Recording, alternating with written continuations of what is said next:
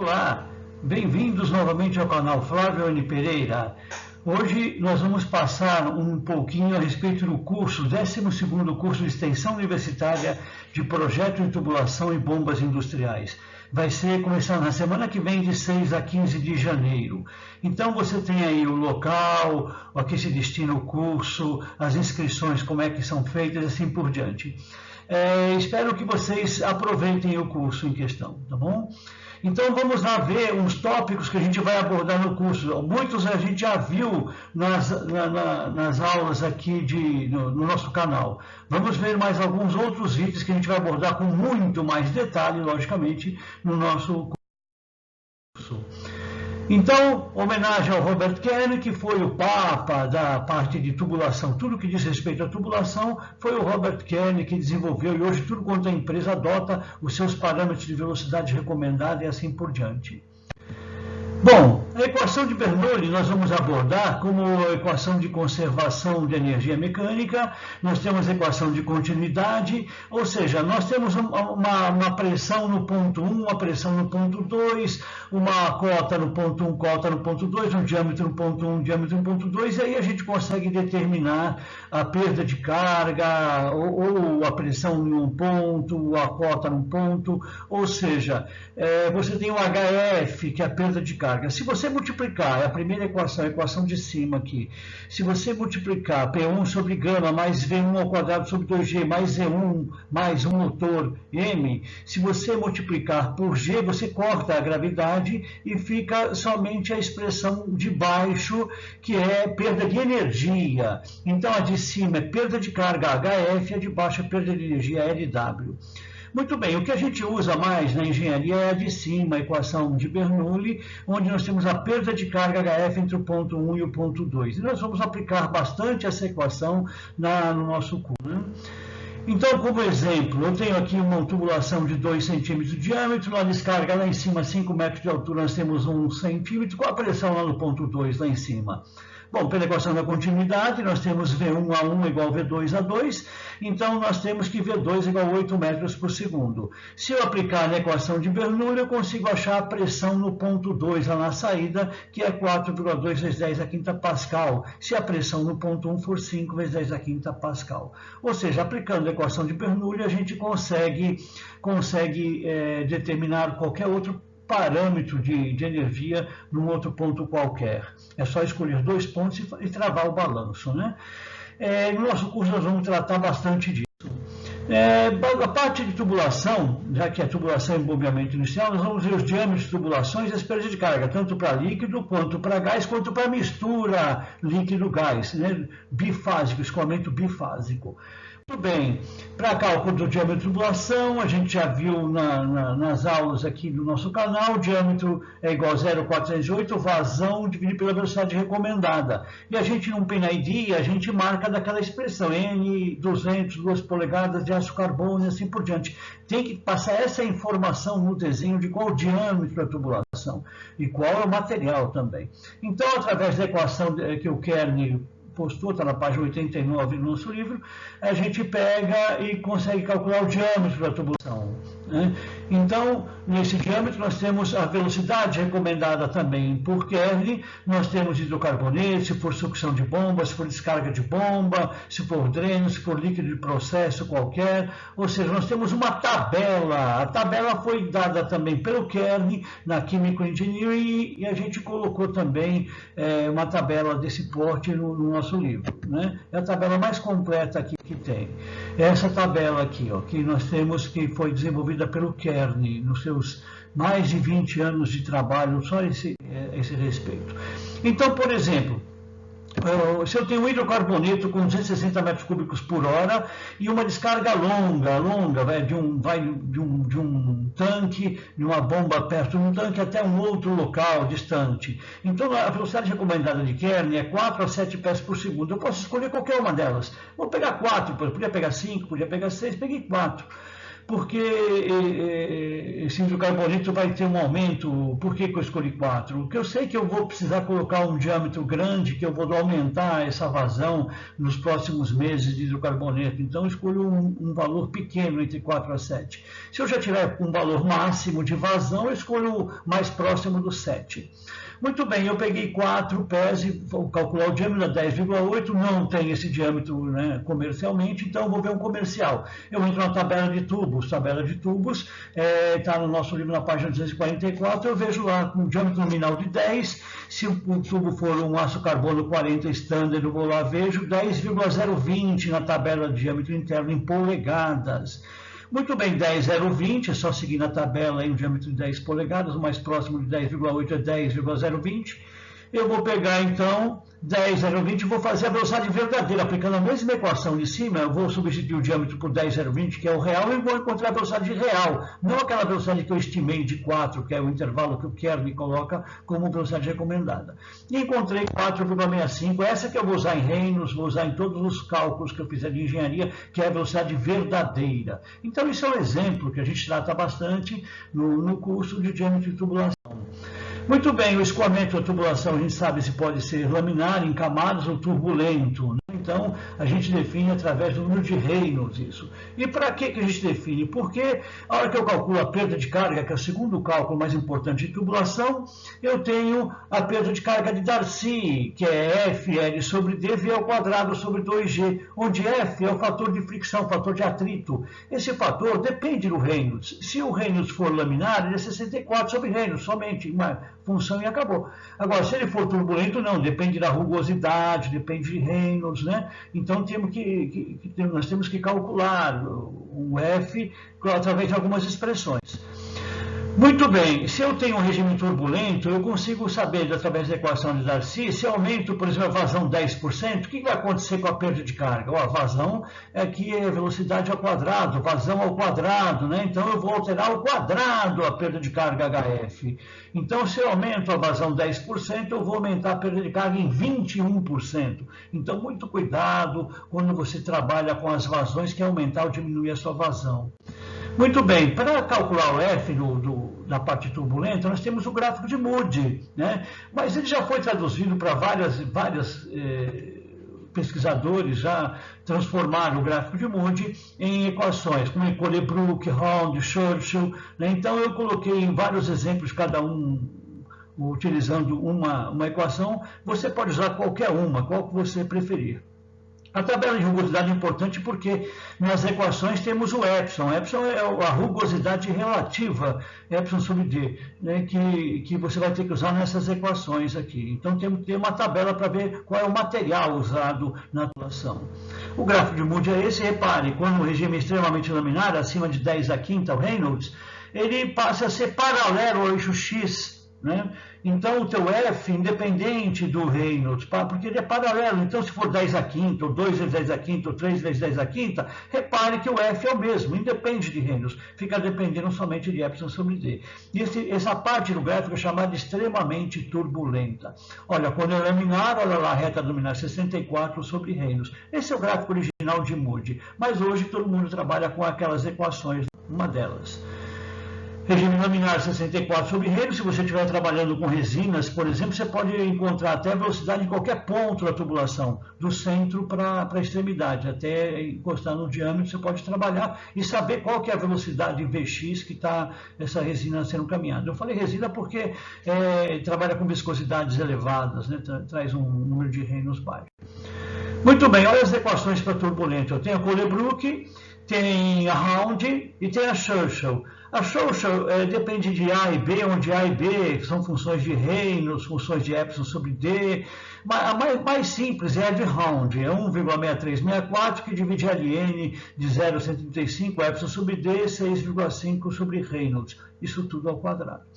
Bom, ela é mais simples. Por que a Colebrook não é mais simples? Porque é interativo. Eu tenho que jogar um valor de F e ver se o F bate na outra equação. Vou fazendo interações. A Round não. A Round é muito mais simples. Inclusive, o Ludwig só usa Round, o Wallace só usa Round. Todos esses livros mais importantes usam somente Round. E a gente vai passar a usar somente Round também.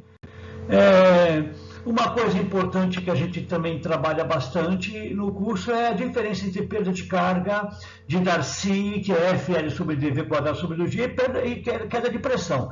Queda de pressão leva em consideração também a cota, as alturas, né? Porque a pressão é influenciada pela altura. Então, um exemplo aí, que é o exemplo 5.6 do livro, eu tenho um gradiente de pressão, foi dado um gradiente de pressão de 40 pascal por metro, o delta P.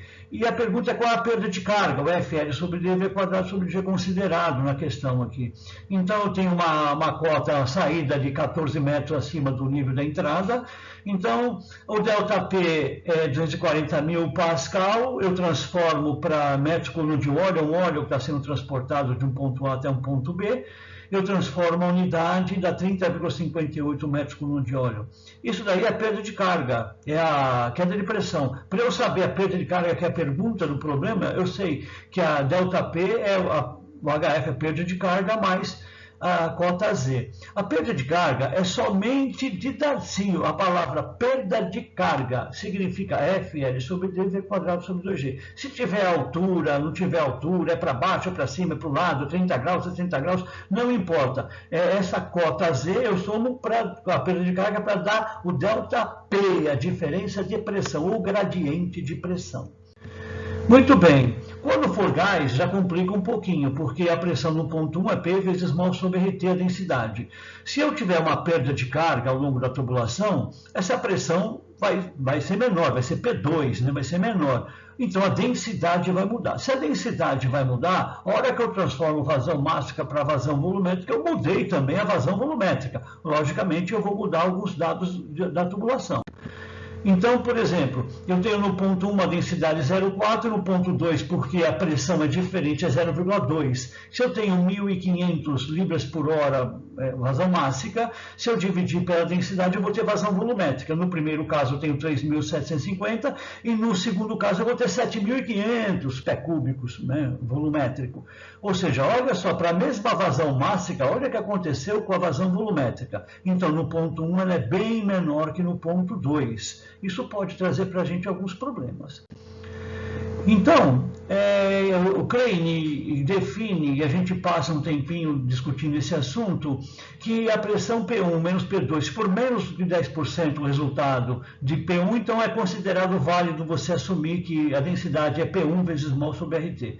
Agora, se o resultado que você encontrou de P1 menos P2 for entre 10% e 40% do valor de P1, então eu tenho que fazer a conta novamente. Eu vou tirar uma média entre P1 e P2 e vou achar nova densidade. Com essa nova densidade que eu vou fazer o cálculo de reinos e da perda de carga e assim por diante. Agora, se for maior que 40%, aí não adianta. Aí o fluido é compressível e não é válido mais a equação de Darcy. Ou seja, muitos engenheiros nessa hora, quando chegam nesse caso, resolvem aumentar o diâmetro da tubulação, quando é um projeto, ou fazem algum subterfúgio para ser considerada ainda incompressível e cair na equação de Darcy ainda. Mas, em todo caso, essa é a teoria. Por exemplo, eu tenho 10.750 libras por hora de metano, eu tenho a densidade no metano que está 127 manométrico, então somo 14,7 para ser absoluto, e eu tenho a densidade desse metano no ponto 1. Eu tenho velocidade, reinos, calculo F através da equação de Round, e eu tenho a perda de carga 833 pés de metano. A unidade de perda de carga é metros ou pés do fluido que você está trabalhando. Então, eu vou ter a perda de carga de 833. Muito bem. Eu vou pegar esse 833 e vou transformar da 1,93 se a hora que eu transformo a unidade. A hora que eu transformei a unidade, eu vejo se é menor ou maior que 10%. É menor que 10% de P1, porque P1 é 127 a entrada, né? E eu encontrei que a perda vai ser 1,93, então a saída vai ser 125 alguma coisa.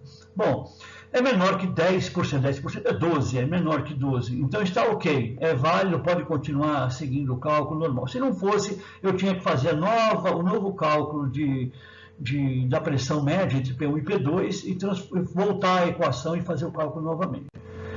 Muito bem, quando é líquido eu tenho a mesma coisa, uma tubulação de um isométrico aí de 6 polegadas, eu tenho 1026 galões por minuto trabalhando, eu tenho uma velocidade que está sendo utilizada, tenho Reynolds, eu tenho F, eu vou verificar quantas curvas tem, quantos T's, ou seja, eu acho o comprimento equivalente. Já vimos essa aula também no nosso canal.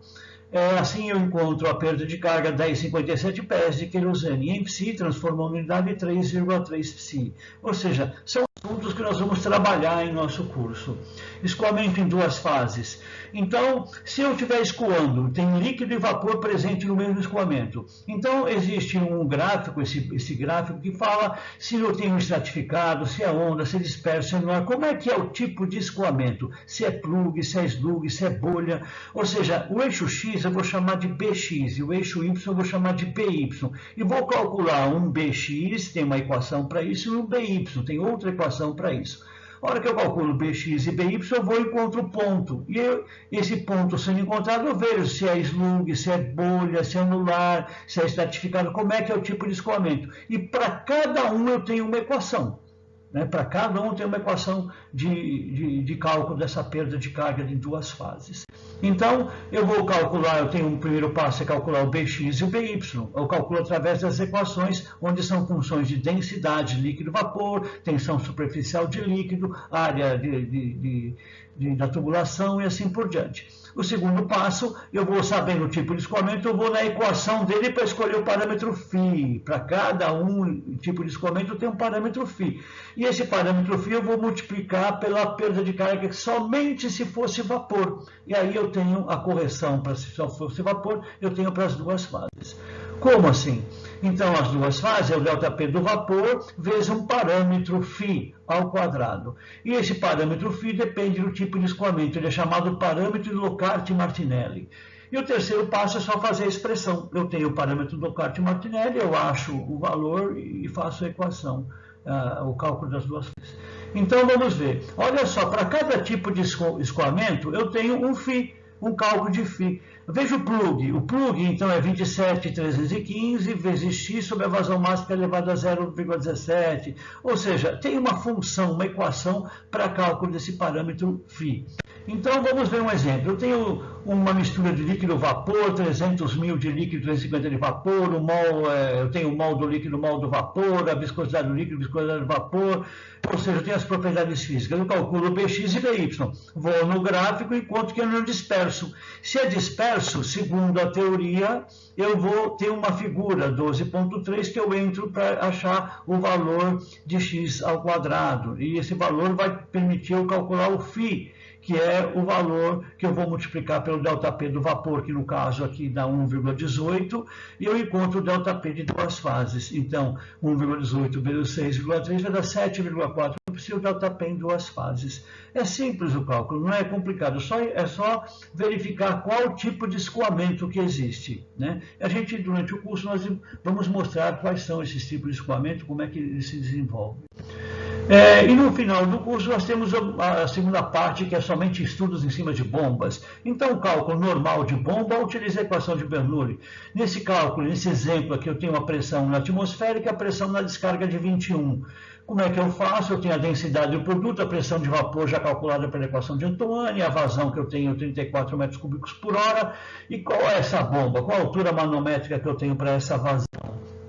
Então, utilizando a equação de Bernoulli, o ΔP, eu tenho que a pressão atmosférica é 14,7, eu transformo, vai dar 10,67 metros coluna de líquido. A pressão P2 eu tenho 21 quilos, transformo também, vai dar 216 metros coluna de líquido. Então, isso é manométrico, as informações que eu tive eram manométricas. Então, eu tenho aqui o ΔP é P2 menos P1. A P2 é 216,5, mais o 10,67, que é a pressão atmosférica, menos, no caso, P1, que é a pressão atmosférica, 10,67, ou seja, dá 216,5 metros o ΔP. O ΔZ é 21,7 menos 5, 16,7. A perda de carga, calculei por equação lá de Darcy, FL sobre D, V quadrado sobre 2G. Eu tenho 0,77 na sucção, 13,04 na descarga, encontrei 13,81 como total. A altura manométrica, utilizando a expressão lá de Bernoulli, eu tenho 247 metros cúbicos de litro. E durante o curso a gente explica, através de vários exercícios, vários exemplos, os cálculos que vocês necessitam saber. E depois também associação de bombas, série, paralelo, os estudos em cima de curvas de bombas e assim por diante. Tá bom? Então esse é o nosso curso e quem for fazer, nos encontramos na segunda-feira. Até mais então. Um abraço.